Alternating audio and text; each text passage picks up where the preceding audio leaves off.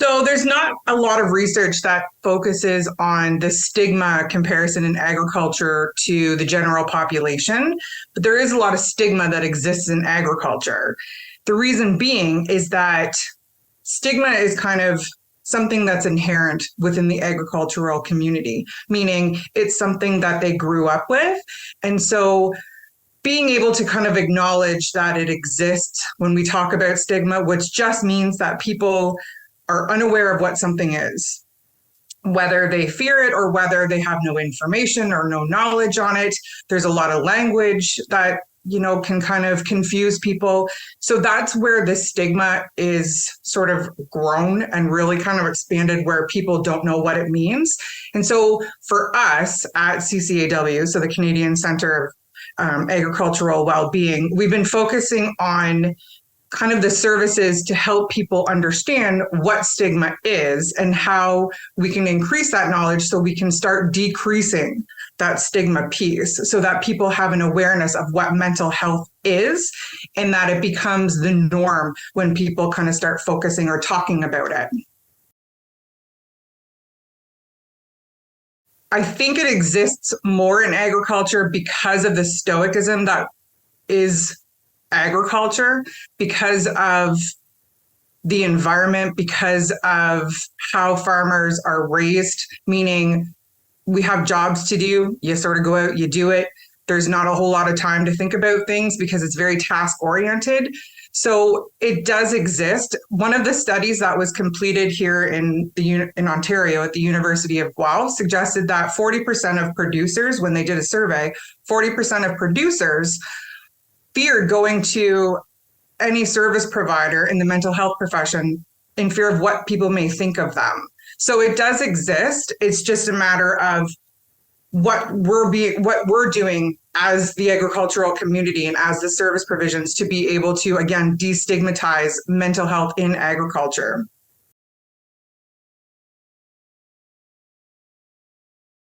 So CCAW is a newly formed organization from November, and we are comprised of people that are focusing on service provision, resources, education, research. So what we're doing in all of this is trying to really focus on the farmer. So we're a grassroots organization really trying to focus on getting services out there, getting the information out there, and making sure that farmers are going to want to use it and making sure that farmers understand it.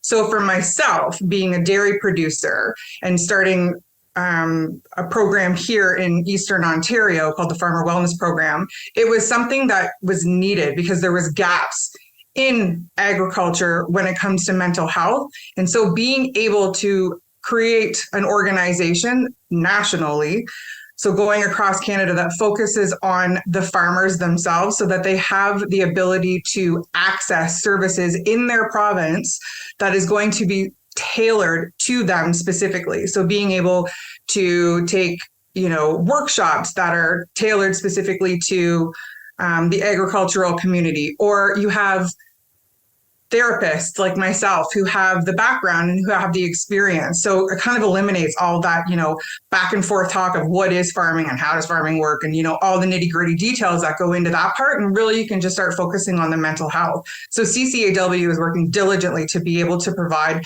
these types of services all across Canada. Farmers today in 2023, and as they have been actually for the last few years, have been talking more about mental health and the struggles that people are starting to find more and more.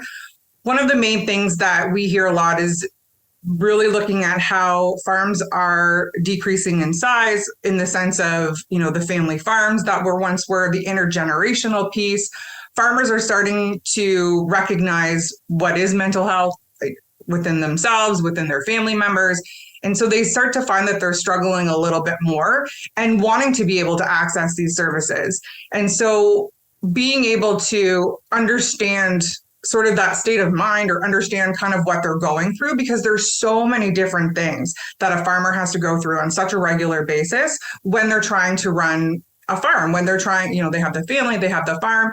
And so in kind of today's day, farmers have been talking about, what they want to see when it comes to, the professionals. So whether it's physicians or nurses or hospitals or mental health professionals, because they find that they're struggling so much more just with what's happening. So when they have the weather, or when we have the market fluctuations, or what went on with COVID, which was unprecedented, but there are so many things that are happening and within the government and these policies and procedures and all of these things that are happening, and people just are really starting to kind of struggle. And when you start to struggle, you don't realize what's happening right on the inside. And so then it takes a toll on the person physically, or, financially, or, within their ability to do their job. And so they really starting to find that they're needing help more and more and reaching out, which is fantastic, but that stigma still does exist. And so being able to offer these types of services to people within the province and to meet them and to meet farmers where they're at is crucial, and imminent that this is happening, because this is what they're asking for. And so we want to be able to provide that for them. Depending on what's kind of going on in their life, struggles are going to come. It's life, right? It's what happens in life. You're going to have your ups, you're going to have your downs. It's when people kind of start to identify what the problem is. So struggling absolutely is a normal thing that happens in everyday life. We have stressors, we have, anxieties. It's what kind of motivates us to do things. It's when those anxieties, it's when those stressors, it's when those struggles start to escalate that we find we're not able to deal with them anymore. It's when things kind of start to change or within ourselves and we don't really recognize what's going on, or people are starting to kind of notice, what's happening within us. And those struggles are no longer normal, right? Those stressors are no longer the norm for us, or our reactions to those stressors, I should say, are no longer normal to those anxieties. So people will ask that to me all the time as when I see clients in my therapy office, and people will just say, like, does this happen normally? Or is this normal? Am I normal? Absolutely. It's just a matter of kind of what's happening and how you're reacting to things. That's when it becomes problematic. And we start to kind of look at what that means and how we can focus on, changing the way that you feel will be better for you.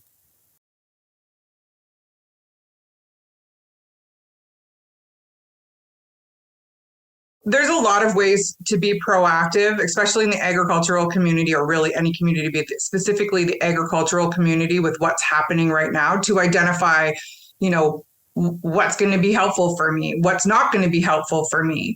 And so being able to just even understand what it means to have mental health. Mental health is literally your mind. Everybody has mental health. Every single person on this planet has mental health. And that's probably one of the biggest things, is that, again, that's the stigma piece that exists within the mental health.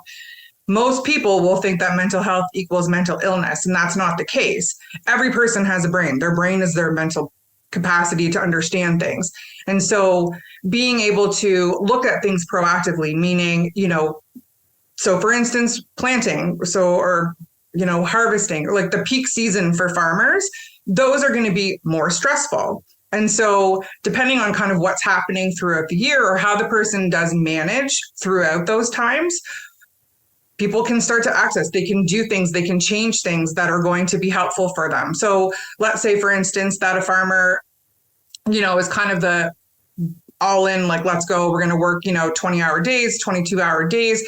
And that's a typical, season, like peak season, as we're starting to plant for some people, not for all. And so recognizing that it's starting to kind of come up. So what is your plan? What are you going to do? So if you know that you're going to go and work 20-hour days and you're only going to get a limited amount of sleep, but you know that you get extremely grumpy, you can't function, you start to, be irritable, you're not eating properly, you're not doing anything other than, and you're noticing that it's taking a toll on you, that's when it becomes a problem. So if you know this, then proactively, you're like, okay, so maybe I'll work 18 hours this spring rather than 20 hours. Or, maybe I'll, bring somebody in if I need to. Or, maybe I'll talk to somebody in the family and say, come and get me or come out to the field or whatever at that particular moment at this time so that, I'm taking a break or something like that, or, making those plans. That's being proactive. You know yourself best. So it's not about, following whatever you're reading on Google and doing all of these things. It's looking at what's going to be best suited for you. And that's one of the things that we're trying to incorporate with all the things that we're doing. So like with the workshops that we're providing, with the services that we're doing, we want to let farmers know that there's so many different things out there, and it's just about understanding how it impacts them, right? So what are these things doing to you, and how can we make them better for you? And so first of all, just recognizing that, and then putting something in place for it to be different for you so that it doesn't negatively impact you. If we're looking at warning signs of mental distress, so looking at what a mental health problem is, but recognizing, first of all, what mental health is. So knowing that mental health, when you have like healthy mental health, it just means that you're able to take things in stride, you work productively, you're going to have like mood swings, but they're going to be like this versus like this all of the time. So it's kind of like you're just able to go with the flow type thing. So when there's a problem, it sort of looks at, something that's kind of putting a wedge into it, right? So this is where we start to, not be able to concentrate on things, that we find we are, reacting completely different than how we would normally react to things, right? So we're having like extreme reactions or no reaction whatsoever.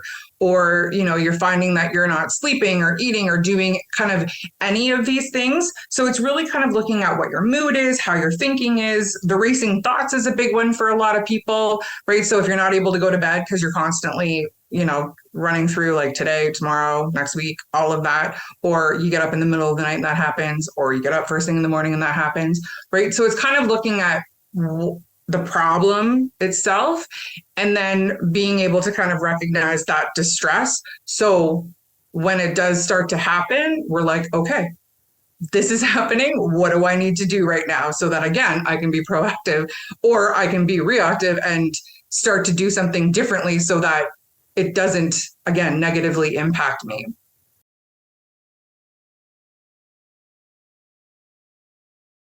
So looking at when a person starts to feel overwhelmed, so if they start to become more stressed in the situation, or their mood fluctuates so bad that they believe that it's a problem, then being able to know where to go to access whatever it is that they need to access. So one, talking to a trusted person, right? So if they're able to have that conversation, or even respond to someone who's talking to them about it. So a lot of times, specifically, and I'll just use my own experience because it's what I know. So if somebody comes in, or I get a call from a spouse or a partner that says, my husband or my wife has been, acting this certain way. I don't know how to approach them. I don't know what to say to them. Or they've told me that they're experiencing a lot of stress, or that they're avoiding things and they're unmotivated. They can't get out. They can't do things. Things are starting to slip in the barn. Things are starting to slip in the field. Like there's all of these different things.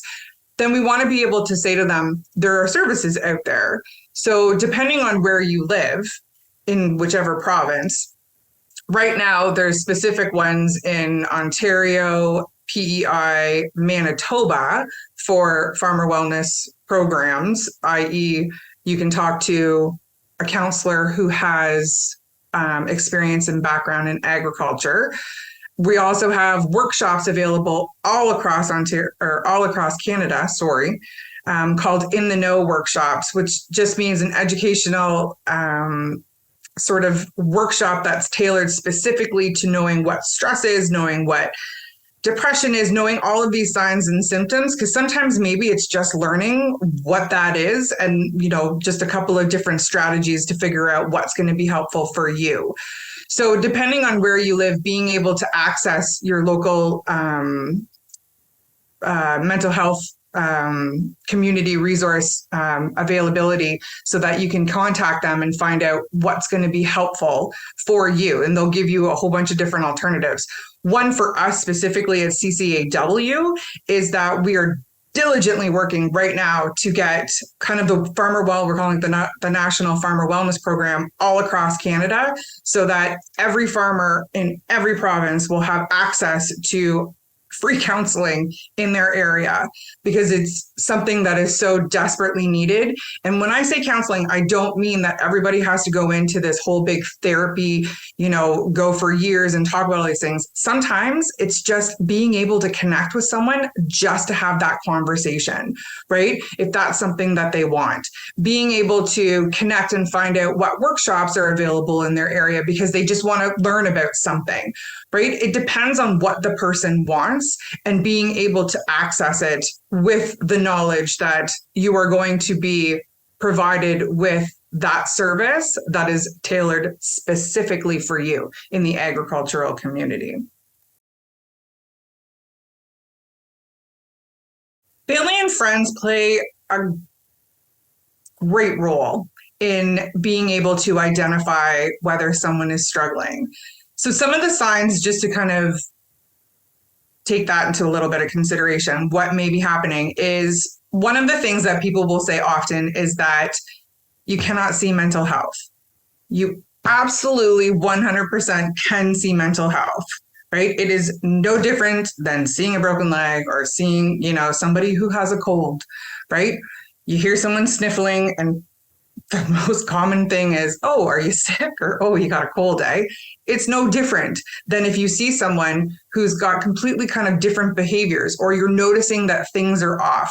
You're noticing their moods have changed. You're noticing how they react to things have changed. Maybe you notice on the farm that, what once was like, everything was kind of put in its place and, was ideal and looked good, is now completely disheveled, or the person is completely disheveled, or the person hasn't been attending the functions that they go to often, right? So whether it's church or ag events or sporting events or even coffee or something like that.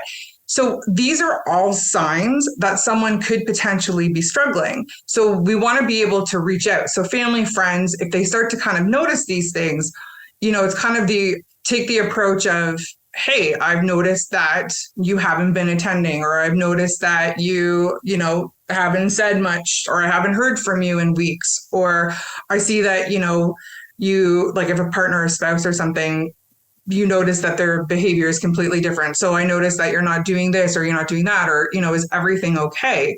So you can see all of these changes, and it's just about approaching the person and asking if they're okay. You want to use the language that you're normally accustomed to using.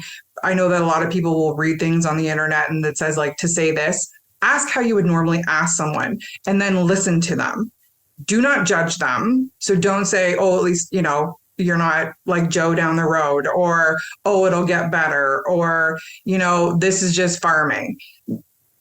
Everything is different for every single person, and we have no idea how they're feeling, right? So that's the other thing when we're talking to people, when we're listening and being non-judgmental. A lot of people will be like, oh, I completely understand. It's very difficult for someone to actually completely understand what the other person is going through. So it's a matter of looking at it in the sense of, oh, I can imagine what that must be like, right? Because we're not the same person.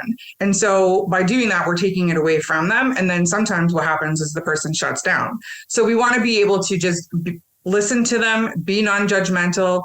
If they want to access services, talk about what's out there, right? Be able to say, oh, I heard, Deb on a podcast once, or I've seen Deb somewhere, and, she was talking about services that exist in, this area.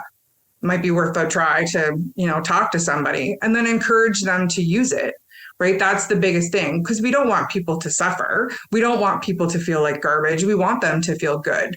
Farmers are, to me, because, being a dairy producer and all, are like the most important people. So I want to ensure, that's why I started what I started, because they're the most important people in my life. And I wanted to make sure that they had the same services and resources that everybody else has. And so being able to encourage people to use these resources is imminent. The biggest message that I can say to the agricultural community is that every single person struggles. Everybody struggles. And when we think about people struggling and we think about our own struggles, and I hear this a lot, is, well, it's not as bad as so and so, or, these people or those people. It does not matter. Every single person struggles and every single person is different. It does not mean that yours is any less of a struggle than anybody else's, right? It's how we deal with things. And so if we are struggling to the point where we feel that we are not able to manage, then we want to be able to get help or seek something that's going to help us better manage whatever is happening at that moment.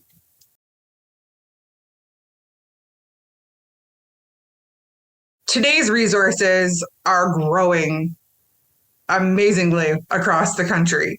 And right now, there are services available, like I was mentioning before. So there's services available in Ontario, there's services available in PEI, and there's services available in Manitoba that are specific to the farmer wellness programs. In Ontario, it's called the Farmer Wellness Initiative, and it's through the Canadian Mental Health Association. PEI has the Farmer Assistance Program, and Manitoba has the Manitoba Farmer Wellness Program.